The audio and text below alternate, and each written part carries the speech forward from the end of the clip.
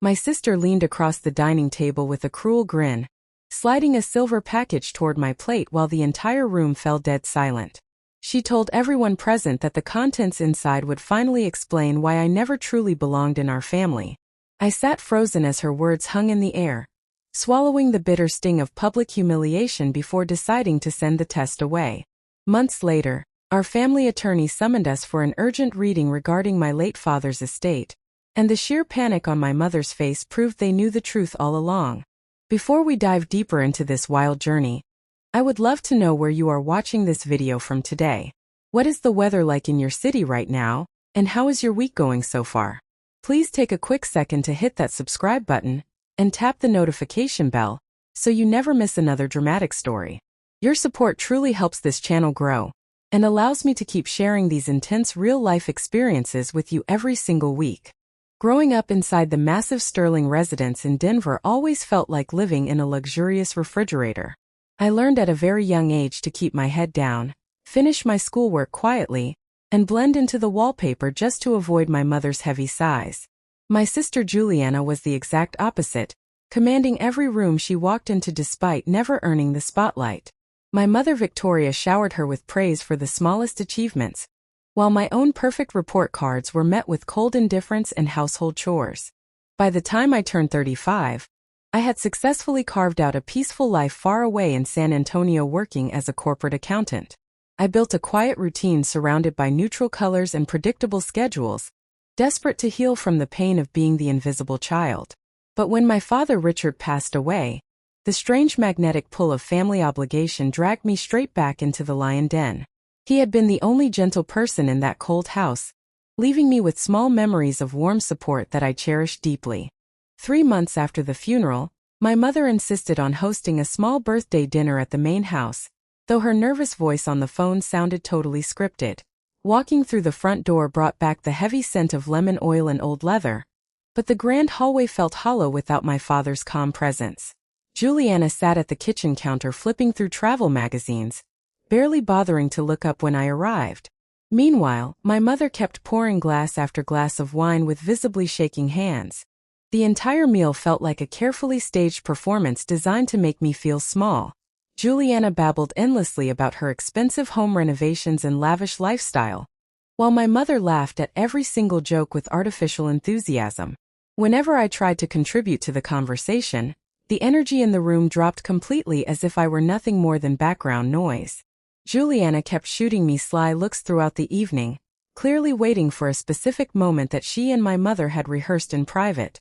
When my mother stepped away to fetch a simple store-bought dessert, Juliana dramatically pushed her chair back and pulled out a sleek box wrapped in metallic paper. She slid it across the table like a weapon, ignoring my mother's desperate plea to stop. Inside sat a commercial DNA testing kit, and Juliana laughed softly as she announced that this would prove I was just an accident from another man. The sharp disrespect stung deeply, but the sheer terror in my mother's eyes revealed that a massive secret had just slipped out. Late that night in my childhood bedroom, I began hunting through forgotten storage containers until I discovered a hidden envelope hidden deep inside my closet. The dust around the paper had been disturbed recently, and inside sat an old photograph of my mother holding me as an infant alongside a complete stranger. On the back, my mother had written a desperate apology in faded blue ink. I quickly snapped photos of the evidence, packed up the test kit, and dropped it into the mail the next morning. The official results landed in my email inbox 5 weeks later, while I was working quietly at my desk in San Antonio. Instead of overwhelming panic, a strange sense of absolute clarity washed over me when the document confirmed zero biological connection to the Stirling family line. The report linked my lineage to a completely unfamiliar family name, validating the subtle isolation I had felt my entire life. I was never truly a daughter in that house, just an unwelcome visitor living under their roof. When I dropped a simple screenshot of the test results into our family group chat, my phone immediately began buzzing with desperate calls from my mother. She wept hysterically over the line, begging me to delete the picture and leave the buried past behind, rather than offering a real apology for decades of emotional neglect. Juliana chose not to call, sending a short message stating that the truth was finally out. When I dialed her number directly, She coldly admitted to holding the secret for 20 years just to tear me down. Determined to protect myself, I hired a sharp legal strategist named Sarah to help me uncover what my sister was planning behind closed doors. Sarah listened patiently as I laid out the messages, the photograph, and the sudden push for genetic testing.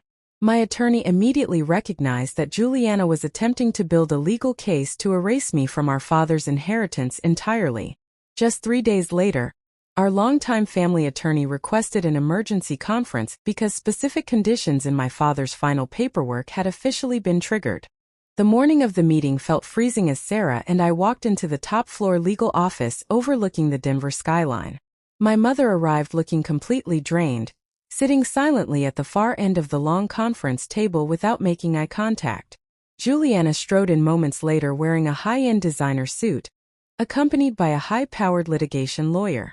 She flashed a triumphant smile in my direction, fully convinced that she was about to claim full ownership of the family fortune. The estate lawyer opened a thick folder and announced that my father had left strict instructions detailing how the assets were to be distributed. He began reading the official document, which declared that 70% of the entire estate, including the house and investment accounts, belonged directly to me. Juliana instantly leaped out of her chair in a rage, screaming that the genetic test proved I had no rights to the money. The lawyer calmly held up his hand, demanding silence before reading the next line of the will.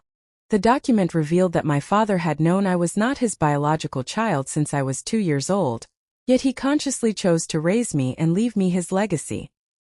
He explicitly stated that my worthiness as his daughter required no biological proof whatsoever. Furthermore, my father had hired a private investigator months prior to his passing, gathering irrefutable proof that Juliana had illegally withdrawn $50,000 from his bank accounts while he was sick. Juliana stared in horror as the evidence sat on the table. The lawyer then presented a personal note written in my father's handwriting addressed directly to my sister. In the letter, my father explained that he had watched her manipulate our mother and greedily chase after his wealth for years. Sarah stepped in to remind Juliana's lawyer that any attempt to challenge the document would immediately trigger a strict penalty clause, forcing Juliana to repay $200,000 in past loans. Juliana's attorney quietly advised her to yield, leaving my sister completely speechless and defeated. Before concluding the meeting, the attorney handed me a small sealed envelope containing a final letter written by my father. He wrote that he had noticed my quiet strength, integrity, and kindness every single day, even when I felt completely invisible. Reading those words proved that true family is defined by loyalty and choice rather than shared blood. Juliana's plan to destroy me had completely backfired, stripping her of her influence and leaving her buried under massive financial debt owed back to the estate. A week after the meeting, my mother visited my apartment to finally confess the full truth about my origin and express her lingering regret. I listened to her story calmly, but I realized that true healing required keeping a healthy distance from the chaos of my past. I fully settled the legal details of the estate with Sarah's guidance and permanently relocated to a peaceful town in Oregon. Stepping away from the deception allowed me to finally build a quiet life defined by personal freedom and true self-worth. Thank you so much for spending your time with me today and listening to this wild journey. If this story resonated with you, please hit that like button, leave a comment down below, and subscribe to the channel for more powerful narratives. Do not forget to click on the next video showing on your screen right now to keep the drama going. Your continuous support means the world to me, and I cannot wait to see you all in the very next story.